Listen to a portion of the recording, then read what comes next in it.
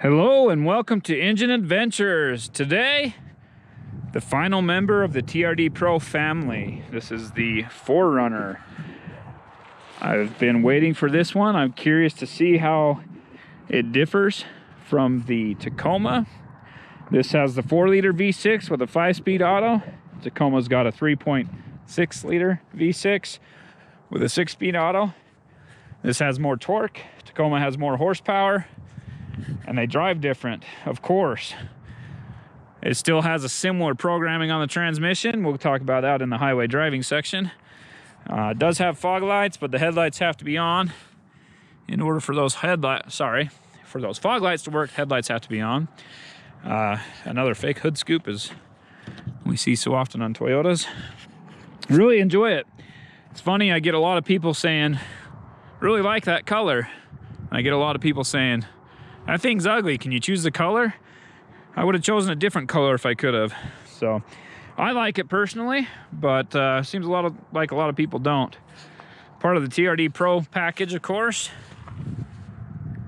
are these rims and those shocks. I guess coilovers on this one, of course.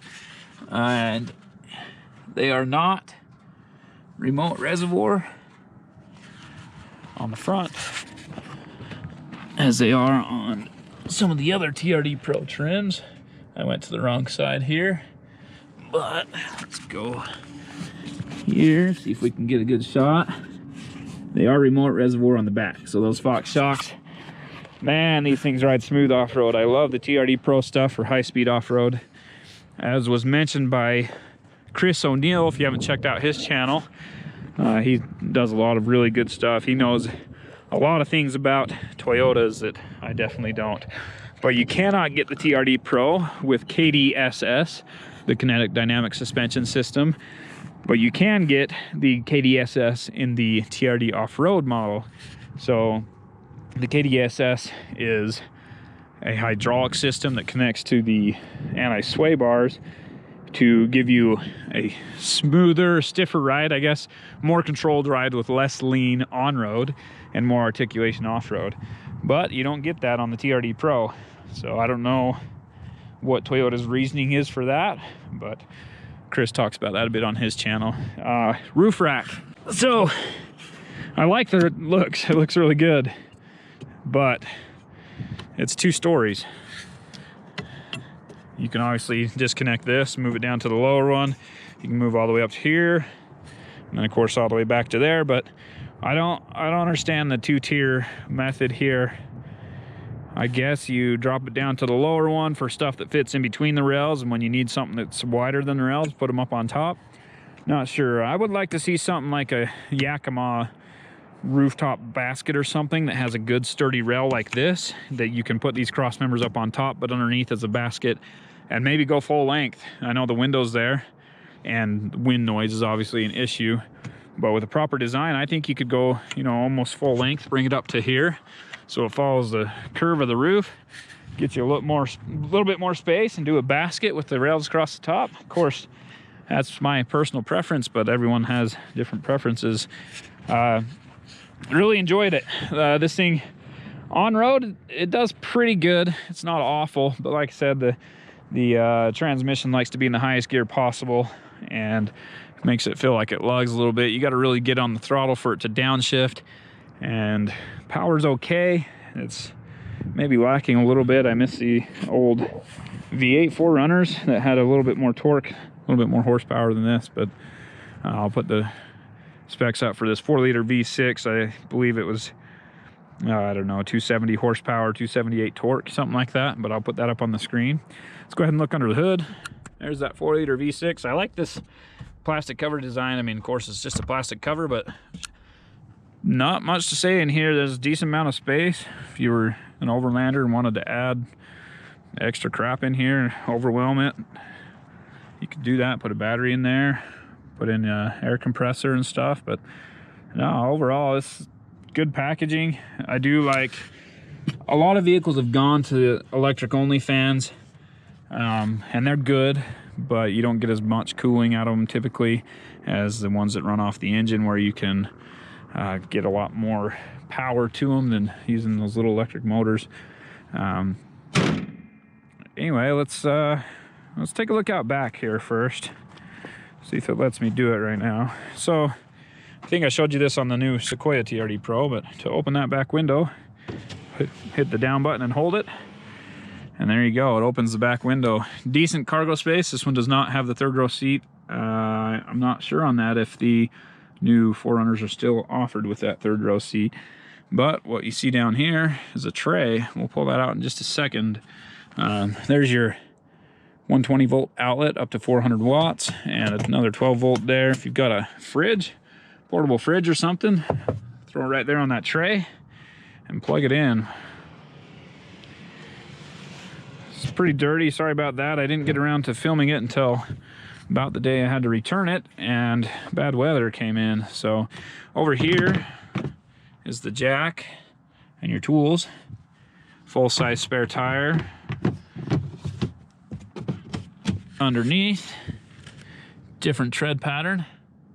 This is the Bridgestone, and the other ones are these Nitto all-terrains. Pretty aggressive tread for an all-terrain, which is right where it should be for this vehicle, I think. Any more aggressive's too much as far as everyday use. So there's that slide. It stops in 2 positions. You flip this leather, and so there's the half open position, full open position. Like I said, put a fridge right here. You can tie it down, or I don't know if these panels come out or what. This thing moves a little bit, so I imagine that comes out. But anyway, find a way to tie your fridge down on there and just plug it in. You're good to go. We'll actually load. I got one on a little trip tonight, a little off-road trip in this thing, and I'm going to put my recovery gear on here. It's pretty heavy, and I'll put it up against the back there and slide it in, then tie it down, and hopefully it will all stay. One other thing with this is a little bit of storage under there, and this panel comes all the way out for easy access there. There are anchors for the car seats in all 3 rows. I did have 2 car seats in there. Fit nicely. It wasn't cramped too much. I mean, for the size of this vehicle, it did pretty good. No button to close the door. No problem though. Some people might have issues with that. Back seat's open, so let's go ahead and take a look here. Pretty basic. Window control, electric power windows, whatever. A couple cup holders there. It does have the mesh pockets and 2 USB regular, I don't know what that is, USB-A, regular USB charging ports there. The center armrest has got a couple more cup holders. They have these inserts that are removable, and that's about it for amenities back here. You get, I didn't know if I mentioned those vents. You get a couple vents there, and up top, these handles. And the light, you can turn it to on, off, or door, of course. Over here to fold the seat, well, before we fold it, this is to recline. So you can recline it with that. And then here is to fold it. You fold that forward, you might as well fold them both while we're here. And you get a pretty decent load space there. And then up here on the top, well, first fold your headrest. Fold that one down. You can do the same on the other side. And again, might as well do that.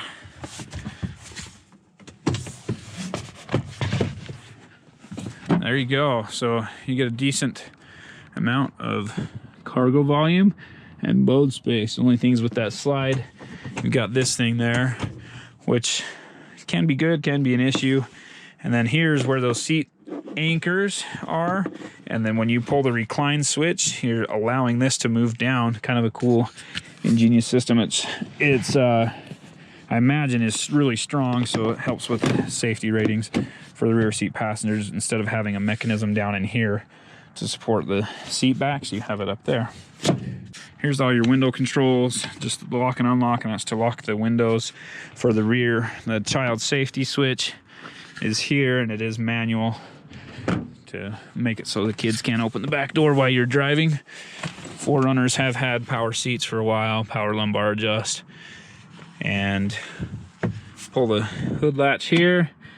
This is your heated windshield wipers. That's for the outlet in the back, mirror controls, automatic headlights, and let's go ahead and fire it up. Hopefully it's not too loud.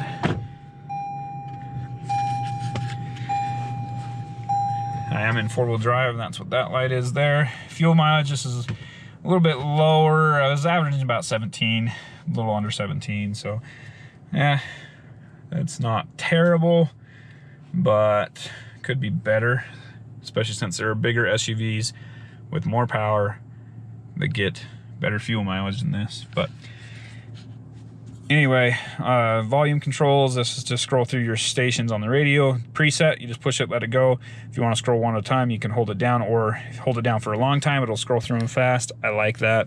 Your hands-free stuff. Lane departure assist, your adaptive cruise control, and then this one controls those pages up there, and you can go through a bunch of different stuff. The tire pressure, steering angle. Anyway, plenty of stuff up there to go through. We'll get into all this with the off-road stuff a lot more. I don't know if the camera's focusing there. Anyway, the off-road cruise control, crawl control, I believe Toyota calls it, and it is 5-position. And then they do speed, low and high, and then over here, light to heavy off-roading, and that's for the multi-terrain select. The Tacoma uses one dial for both of these, and you just have to push the button to switch between the two. And this one you can adjust them separately. This also has the A-track button. We'll do some testing with that. Rear diff lock and traction control off. Again, you cannot, like the other Toyotas, cannot turn off traction control in 2-wheel drive. If you want to turn it off, switch to 4-wheel drive, hold the button down, and it says track off, hold it for a while. There you go. Turns off all your traction control, your vehicle stability control, and then you can switch back to 2-wheel drive and that will stay off, but let's leave it on. Decent screen. This is the home screen. You can pull up full screen on any of them. Yeah, it's not too bad. It is a touch screen as well as having the buttons, and you can scroll through your radio stations here, volumes there. Climate control, really easy to use. You have physical buttons for everything, so I do love that. You can get to most settings without using the touch screen. That's dual zone climate control as well. Moving down here, 4-wheel drive. In 2-wheel drive it'll be up, pull it straight back for 4-wheel drive, go over and up to get to neutral and to 4-wheel drive low. In order to use crawl control and multi-terrain select and the rear locker, you've got to be in 4-wheel drive low. We'll get into that more later. 5-speed automatic transmission. You can bring it all the way down and manually switch through your gears more or less there. That's for the rear window, which is awesome. I love being able to roll down the rear window. And these are the seat heaters. So that's about it in this thing. Let's go over the price real quick. Like I said, enjoyed this quite a bit. It's a good vehicle, especially once you start going off-road at higher speeds. Base price is $49,765. That sliding rear cargo deck is $350. Running boards are $345, which I don't know if I showed you a close-up of those. I think I would go without them. I'm not sure. Let's take a look real quick. I'll show you why I would go without them. They're not bad. I believe they're metal, aluminum underneath, and then they're covered in this plastic, but they mount onto the body, and they're not really used as sliders or rocker panel protectors. I mean, I guess they provide a little bit of insurance there for your rocker panels, but I think I would skip those and go with the higher breakover angle and stuff.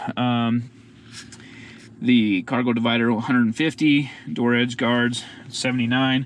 I'll show you that as well. Blackout emblem overlays are 160. And the cargo cover, 179. So all in, this one is $52,147, including the destination charge. It's not bad. You can get other vehicles like the RAV4 TRD off-road is almost that same price. I would take this any day over that. This is actually a little bit more, but anyway, the door seals, that's what I wanted to show you here. They're body color painted, so a lot of times these are black. You can see the transition right there. Unless you're really looking for it, it's hard to see that. Interesting thing here, I know it's turned sideways. Wonder if I turn the video sideways if it will stay. But the payload capacity is 835 pounds. Don't know if that focused, but anyway, 835 pounds. And that's not too bad. Could use maybe a little bit more, but for an off-road highway cruiser, sorry, off-road high-speed cruiser, that's not too bad. Let's get some driving. I'll do some on-road driving for you. It's not super fast. 0 to 60 does just fine. I'll put the actual times up on the screen instead of my own personal test. Fuel mileage, I'm at 15.6. That includes an hour and a half to 2 hours of off-roading, so not bad. The average is about 17 if you're just cruising around town and on highways and stuff. This thing's a lot quieter than the Jeep Wrangler Rubicon, which is probably a pretty close competitor to this. It's a lot quieter at high speeds. You know, you're going 80 miles an hour. This thing is so much quieter than the Wrangler is. As far as the other competitors, this thing, maybe a Grand Cherokee, maybe a Lexus GX. This is a little bit smaller than the GX, but I don't know what else is in this class, kind of an off-roady. Maybe the Honda Passport. I wouldn't consider that the same class, but anyway, this one does pretty good. Fuel mileage isn't great, and that's common on a lot of Toyota vehicles, but the overall drivability is just fine. The only things, you get a little bit of lean in the corners, and that's due to that high-speed off-road suspension. Thanks for watching Engine Adventures review of the 2020 Toyota 4Runner TRD Off-Road. Great vehicle overall, really enjoyed it. If you liked what you saw, be sure to hit subscribe, give me a thumbs up, ring the bell so you know whenever a new video comes out. If you didn't like it, comment down below. Well, comment down below either way, but if you give me a thumbs down, make sure you comment down below so I know why. I want to be able to make the best videos possible, and without good feedback, I can't do that. So anyway, thanks for watching. Have a great day.